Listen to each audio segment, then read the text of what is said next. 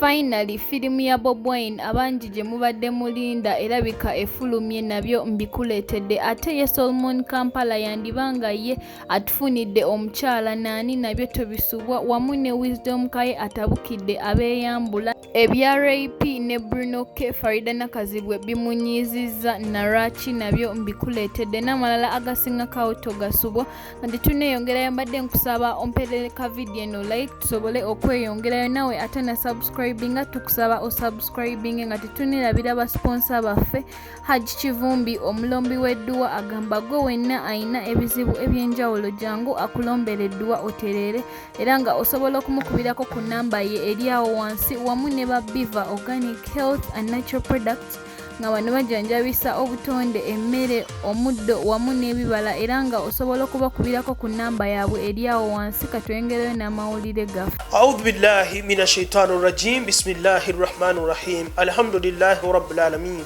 Assalamu alaikum wa rahmatullahi wa barakatuh.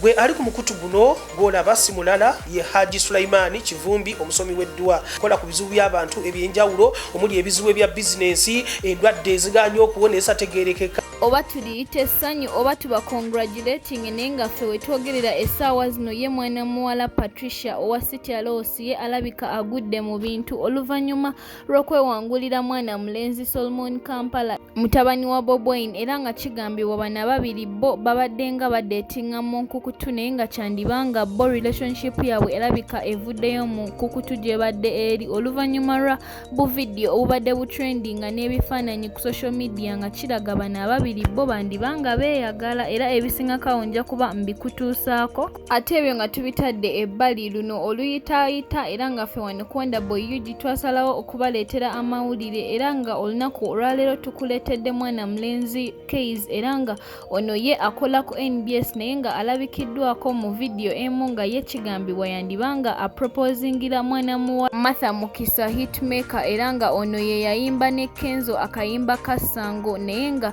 kigambiddwa nti ye Case ye yasazeewo kumuproposingira ku mpewo za TV live era nga tubagaliza obufumbo obulungi era nga ebisingakawo tujja kuba tubikutuusaako ku mukwano gw'abano ababiri ate ebyo nga tubitadde ebbali ye mwana muwala Precious Remy atabukidde Bruno K ku nsonga za kano akayimba ke yayimbira Farida Nakazibwe era nga ye Precious Remy alemeddeko n'agamba nti ye Bruno K naye amuyimbireyo akayimba era nga kino ye Bruno K kimulemye olw'ensonga ye ayagala nnyo mwana muwala Farida Nakazibwe era mbu kino ekikolwa Precious Remy kyakoze ekyokaka Bruno K amuyimbireyo akayimba kinyiizizza Farida Nakazibwe era nawe kambikuwe obyewulirireko nga ye Precious Remy alemeddeko tumale tweyongereyo n'amawulire gaffe amalala.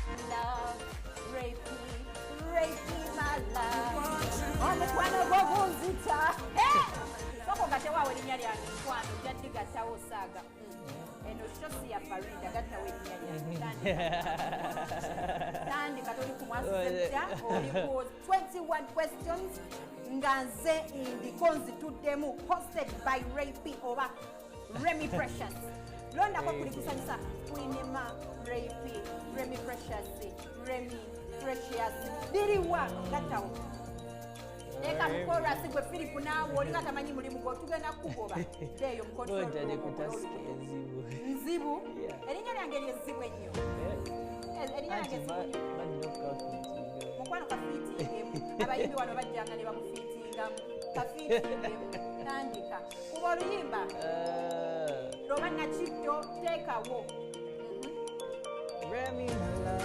wulira n'amanya bwerijizaawo yalabirongo komao tatawa lwaki wayimba Remy lwaki wayimba Farida amanye 10 kikumi mu mmeka agali musi erinya Remy ngapombo erinya Remy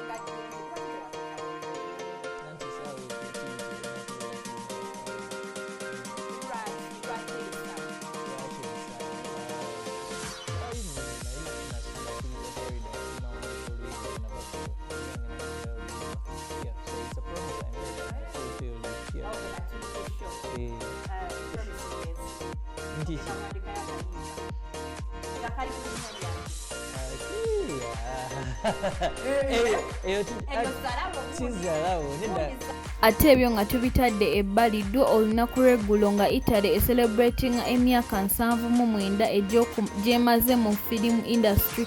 Yo yasazeewo okuyita Bobi Wine era nga firimu ye yalondeddwa ku ezo 2 ezaasinze okwata ennyo ku bantu, nga zino firimu zo zaakoleddwamu ka documentary era nga bino byabadde biraga emyaka 5 ebyatuukawo nga Bobi Wine yakayingira mu bufuzi, n'ebyo byonna ebyatuukawo nga akyali mu struggle y'okulonda, era nga eno firimu egenda laga ebintu ebyatuukawo edda ebibi mu Uganda nakati ebiri okuhappeninga mu Uganda. Era kankulekereko ka video ka Bobi Wine nga ye asayiningira abantu autograph.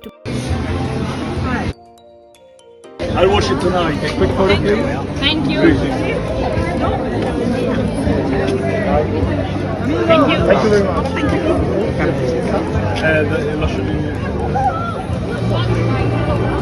Thank you very much. Thank you so much. Thank you. All right.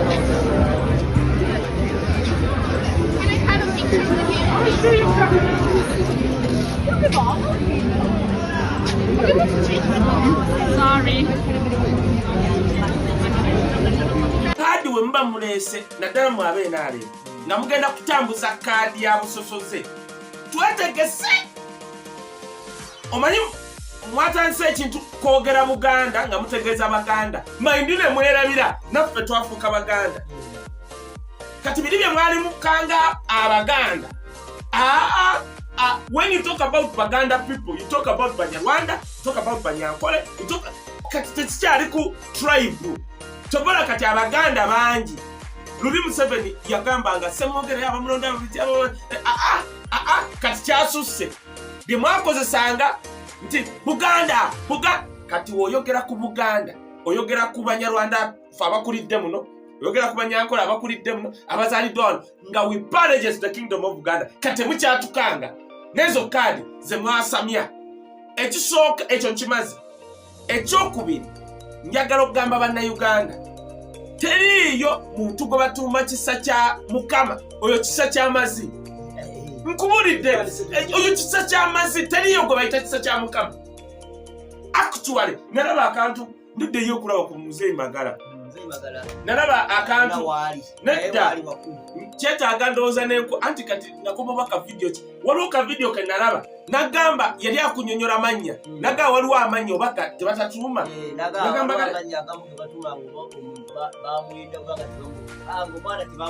Uwuliriza, waliwo amannya ge batuuma abantu nga babenda bwenzi. Mu Buganda kasita olaba oli bamutuumye kisa kya Yesu, kisa kya Mukama, kisa kya Mariya, bizibu. Bizibu ziri kusooka basajja mivule. Ago mannya g'abaana byana bye baenze. Ago mannya g'abaana kasita owulira misajja mivule, basajja mivule, kisa kya Mukama ate kisa kya Mukama oyo kisa ky'amazzi, kisa kya simanyi bitya. Kubulidde ago mannya ga byana bye benze. Magala teyagamba amagala teyagamba kyekunyonyodde era teweewuunyanga abaana balina amannya ago.